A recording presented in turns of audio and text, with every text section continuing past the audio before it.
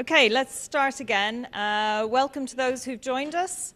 We're now going to have a panel led by Milne on scaling, rewilding, and artificial intelligence. Sorry. Cursive, trying to use a screen. Ella is a tech-driven rewilder at Ecosulis who leverages cutting-edge tools like eDNA, bioacoustics, and AI to scale nature recovery and transform landscape monitoring. And Ella is going to lead a panel discussion exploring how cutting-edge advancements in AI technology can significantly accelerate and enhance global rewilding efforts. Over to you, Ella. Can everyone hear me okay? Excellent. Thank you for joining the session on scaling rewilding with artificial intelligence. You guys should switch it on at the back. So you could use the handheld one as well if you like. Great, thank you. Is that better? No. Oh, no. Yeah. Keep going. Is that better? Yes. Is that better? Excellent, okay. Shall I use this one then? Yeah. Excellent, yeah. Thank you for joining our session on scaling rewilding with artificial intelligence. Pretty important topic, I think. AI and rewilding are both these two powerful, quite disruptive forces, both progressive, both very fast-moving, and rewilding is reshaping the world of conservation, whereas AI is kind of transforming everything else about our lives. There's huge potential, I think, for these two forces to kind of interconnect and benefit both nature and society. As Naomi mentioned, I work with Ecosulis. We're an organisation focused on accelerating rewilding through data-driven innovation and technology. And I'm really excited about the panellists that have joined me today. There's been a few mention and comments of AI and technology over the last day and a half, but not a real deep dive into this. So I'm excited to discuss a little bit more and explore about how AI is transforming ecosystem restoration, and of course kind of the ethical challenges that come along with that. So before we dive in, I'd like to introduce you to Dr. Hugh Sturrock. He was previously an associate professor of biostatistics at the University of California. He's now CEO and co-founder of Milne, an Earth intelligence company developing advanced geospatial AI tools to support nature-based climate and biodiversity projects. And I'm sure he'll tell us a bit more about that in a second. Next, we've got Kat. She is the business development manager at Wilder Sensing. She works on AI-powered monitoring through bioacoustic technology, helping restoration projects track changes in biodiversity. And she's really interested in the power of storytelling and its interpretation in communication. And finally, on the end, we've got Sophie Jones. She's a nature fintech developer at Credit Nature. It's our sister company. She's a quantitative ecologist, and she works on metric development, implementation, and platform development, and she's exploring how AI can be used to propel the rewilding movement. So to start, it would be good if each of you could tell us a bit about how AI is helping to scale rewilding, particularly in terms of monitoring and data and decision-making and the current role of AI in your work. I was wondering, Kat, if you could start us off. Obviously, you work for Wilder Sensing as a bioacoustics company. How is AI, how are you using AI in Wilder Sensing to improve biodiversity monitoring in the field? Yeah, so monitoring is really important, obviously, to get your baselines, track change, and to inform management decisions. But for that, you need really accurate information and comparable data. With the passion we've got to, as a nation, as a globe, to increase and scale our projects, we need enough people to do the monitoring, but having that expertise is really tricky to scale at the same rate, at the same cost. So what we're hoping to do with bioacoustics and AI is expand the range, both temporally and spatially, where we can collect that data and information and have it interpreted by people who know what they're doing, the ecologists, basically to just expand their remit and the area and time that they can cover. To gather that vital data and information. Yes, definitely. Yeah, we're definitely finding at Ecosulis, using bioacoustic monitoring and AI is, opening a whole new amount of doors for monitoring. And Sophie, quite different, but kind of similar over at Credit Nature. What's the role or the future of AI, would you say, in Credit Nature? Sure. So at the moment within Credit Nature, we have a monitoring framework to track ecosystem condition over time. That takes in lots of different data feeds, and some of those are kind of AI-generated data feeds. So thinking about bird species lists from sensors, or it might be mammal distributions from camera traps, for example. That's one really powerful application of AI. And as Kat said, being able to use sensors and things like that and being able to analyze that data really quickly and efficiently means that we can kind of scale monitoring really efficiently. That we found that as a really empowering tool, I think. Within Credit Nature itself, as basically what we do is we monitor changes of ecosystem condition over time, but we're also monitoring what the actual management actions are on the ground, and how much that costs, things like that. So we're gathering in lots of different data, and the hope is in the future we'll be able to use that data to generate models which help us predict how certain land management is going to impact different parts of the ecosystem and its condition, and also think about trade-offs with cost. That all feeds into what we're doing in terms of trying to get investment into nature as well. Lots of different avenues to explore, I think. Yes, definitely.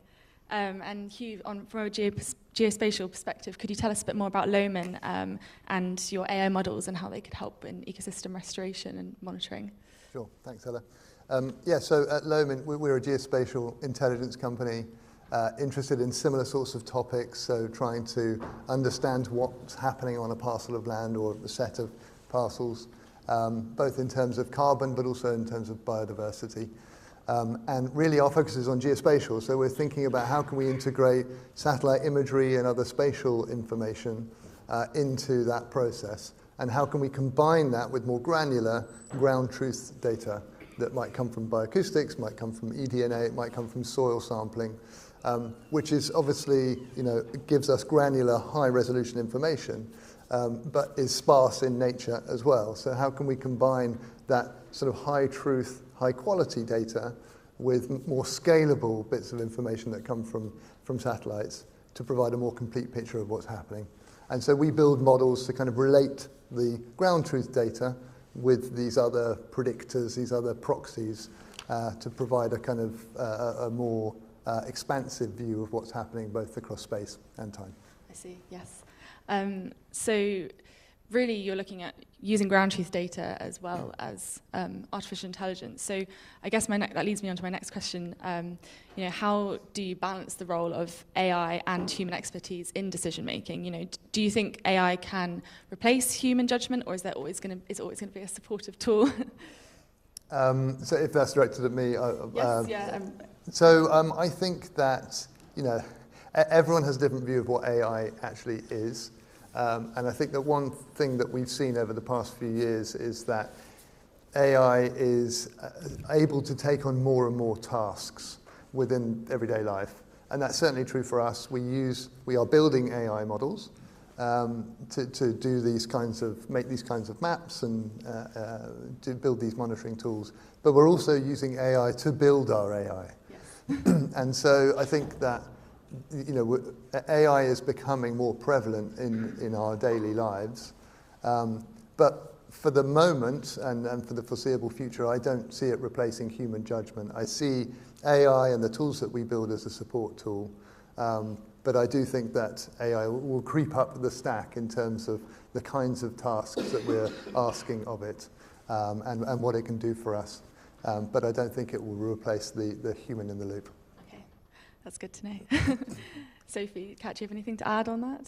Yeah, I was going to say, for us, we see it very much as a tool to aid land managers and ecologists. It's another lens through which to look at what you've got on the ground and to monitor change over time. It's a tool. It's not there to replace. That information still needs to be interpreted by people with the knowledge and the skills and who have a broader picture, an idea of what the whole situation is, either on a site or through a project. So yeah, that's... Yeah, I totally agree with both of you. I think there's definitely room for both AI and human knowledge in this, and definitely human expertise and knowledge is needed to, help build some of these models. That I think that we can't forget the context of it in all of this when you're building those models, especially when you're making decisions about how you manage land. I don't think at that point we should be using black box models where we don't understand how a decision is being reached or an outcome is being reached out of that model. I think there is a middle ground where you can build in human expertise and interpretable models, basically, to make sure that when we're using them for decision making and land management plans, for example, that there's some human substance, I guess, behind the answers that are coming out.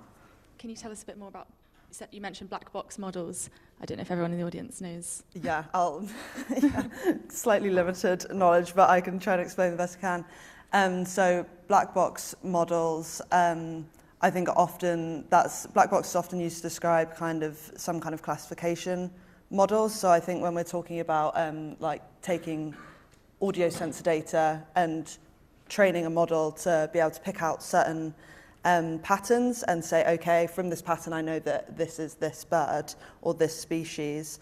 That kind of identification, we don't, I think, necessarily need to know how it got to that point. We just need to know that the model gets the right outcome, and that's where, at the output side, you can have humans checking and things like that, making sure the model is performing as it should. But there's also interpretable models, which has more of a human lens to it, I think, and means that you can basically understand how the model got from the data you put in to the answer that you got out. And I think those are the ones that are really important for decision making. So I think there's a place for both. And that's what we see at Credit Nature, is that we use those kind of deep learning, black box classification models for data, to bring in data feeds and to analyze those feeds. But then we can build other models in the future which allow us to do that kind of decision-making tool angle as well. Does that make sense? Yes, yeah, definitely. Thank you. You've all kind of mentioned about AI not overshadowing human judgment. I was wondering, and also, including making sure you're including the local communities as well. How do you see, maybe Kat, you can answer this, how do you see citizen science contributing to AI-powered rewilding? Yes, obviously on a lot of sites, volunteers and volunteer surveying is a really vital way an important way of bringing people onto site and giving them an ownership of what's going on and feeling connected to it. So the ground truthing is really, really important. You can't just, so with bioacoustics, you can't just put an acoustic file in, let the algorithm spit it out and just trust that it's going to be completely correct. You always want to be checking the outputs. So through ground truthing, through having those volunteer surveys or your ecologist surveys or however you're doing your monitoring, to sit alongside that. Yeah. But also on the other side of it as well. So with one of the really beautiful parts is that auditability. Going to like the tagged audio files, that you can speed up your validation. And if people can't get outside, or they're really specialists, or they love listening to birdsong and they know birdsong really well, they could maybe sit and go through things. If they can't get out into the field, that there's other ways that they can feel connected by doing those validation tasks. Yes, absolutely. Yeah, we found, now you don't need technically trained ornithologists to go and do bird surveys, for example, and actually the landowners, you can send out the acoustic detectors and they can put them on the site and feel involved in the project as well. I want to talk a bit now about, you've kind of touched on a few of the challenges associated with it. Obviously ecosystems are really complex. I was wondering, Hugh, are there any challenges that you faced, to add on to Kat and Sophie, when using AI in ecosystems and modelling carbon, for example? Yeah, I think, there are a number of challenges we face, but I think broadly the most important can be sort of classified in three ways. So the first is data, and particularly when I think about data I'm thinking about training data, so the ground truth reference data. How can we have some measurements that we know and we trust that we can start to build models around? You know, the old adage of rubbish in, rubbish out is so true. We want to make sure that we're building models with reliable data that means that we have reliable outputs, and we can demonstrate that they're reliable because we have data to validate against. So getting hold of good ground truth data is just an ongoing challenge for us as an AI company. But we overcome that by building partnerships with those who have data and thinking about how we can build our technology in a way that data remains confidential and that customers can get value out of their data in a way that we're not exploiting. So can we train models with their data that only they have access to, for example? And secondly, I think we have just tech challenges around building the algorithms, making them, deploying them on infrastructure and making them work at scale. Because the argument that we often have is that remote sensing is a great resource because it's so scalable.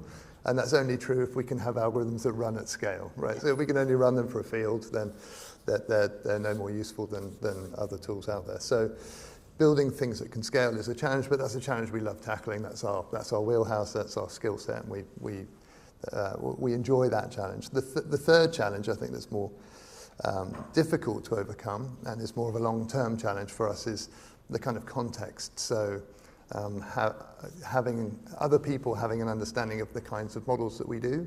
So the kind of interpretability question comes up, the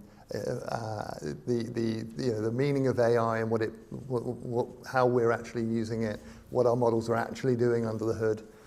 All of those questions are really important to us and our customers. We know that, and there's a big gap often between people who want to make use of these tools and what we can do in terms of knowledge. And so without overcoming that, there's a lack of trust. And so that's something we enjoy working on, but it's a constant challenge.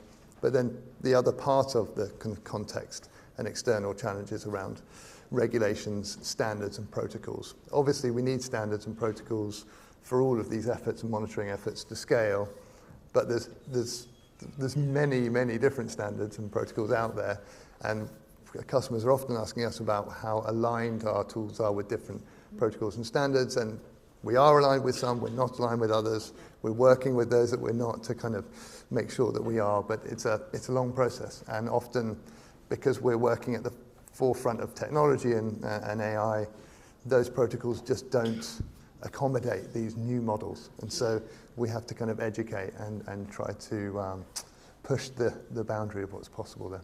Yes. How do you see resolving that gap in knowledge? Well, we sit on working groups, for example, with different regulators and registries to do that, to inform them about what's possible, and also to kind of lobby for these different approaches so that they can become part and parcel of that.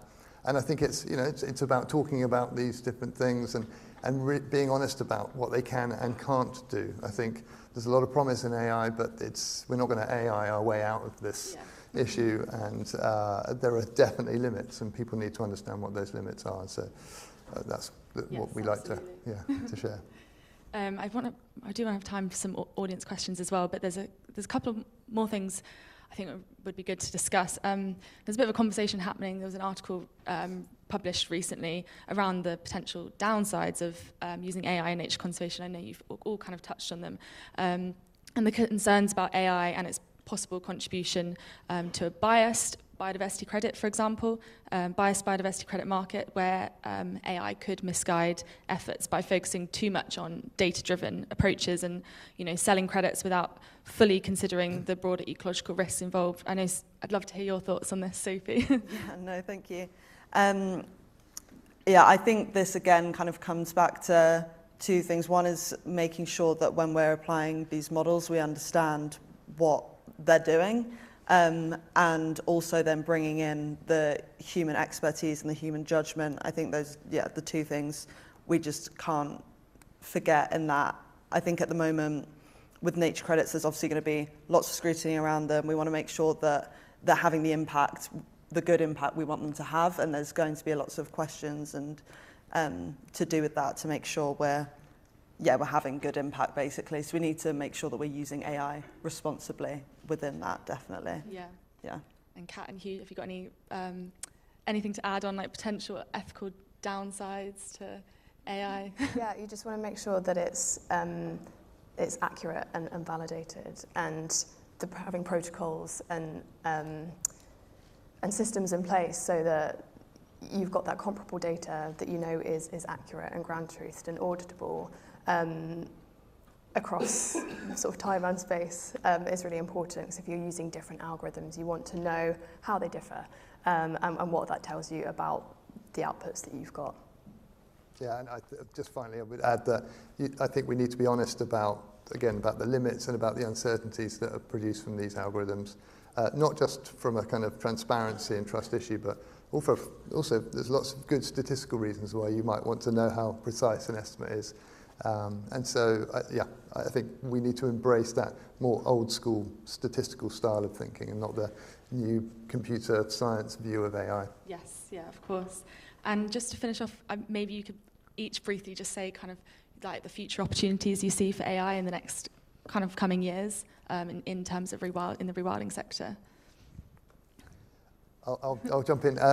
So I think for me, AI is increasingly useful for identifying, sourcing, processing, and analyzing data. So finding data, collating it, and packaging it up in order to answer questions. There's all sorts of questions we get asked as a company. Can you answer this? Can you track this? And in theory, yes, we can, but it currently takes a bit of time for us to put together tools and algorithms to do that. I want to be able to say yes to all of those opportunities and to be able to put together products and tools in minutes, not months. Yeah. And I think AI can really help us get to the start line in terms of these algorithms and tools a lot quicker, and that's what I'm excited about. Wonderful, thank you, Kat. Yeah, just getting really good high quality data, but also being able to, in rewilding projects, get data and monitoring without a human presence there that will obviously impact what species and their activity is in the field. Having that alongside your baseline transects or whatever, but getting a bit of a picture of what wildlife is doing when we're not in that space, particularly if you're monitoring or looking at a site that doesn't have much human activity on it in the general day-to-day. Thank you. Sophie? Cool. Yeah, I was thinking that I think like a small theme of the last day and a half has been people saying that they love to hear a number. And I think that AI can really help basically bringing, again, some of that, bringing more data, more understanding, and equipping us all with an argument to take to people and say, rewilding does work. Look, we've shown how things can change over time. We know how we can monitor this. Yeah, I think it just opens more avenues that we shouldn't be shying away from it. We just need to understand it better, I think. Perfect. That's a great way to end. Thank you, Sophie. Thank you, everyone else on the panel.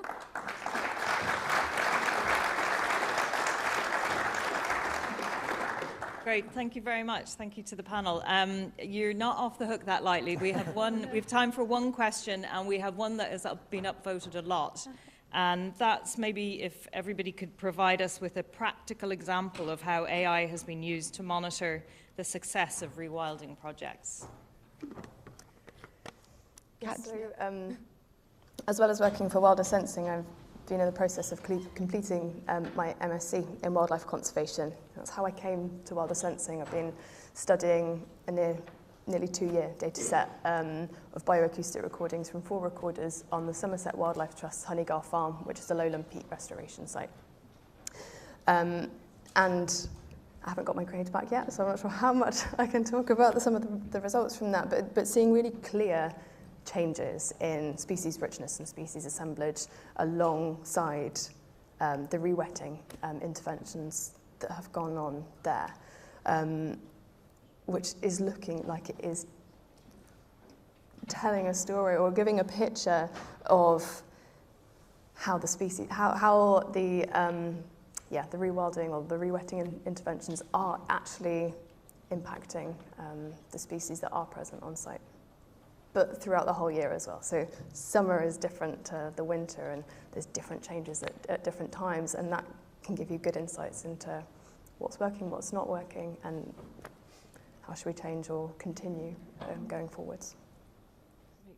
Thank you very much. Okay, we've got our 5-minute warning, so people can start to move to the other rooms. Maybe, Ella, if you'd like to give us a final word while people are moving, for those who are staying. Well, yeah, thank you for joining our session. And if you want to ask any more questions to any of the panellists, they should be around for a bit.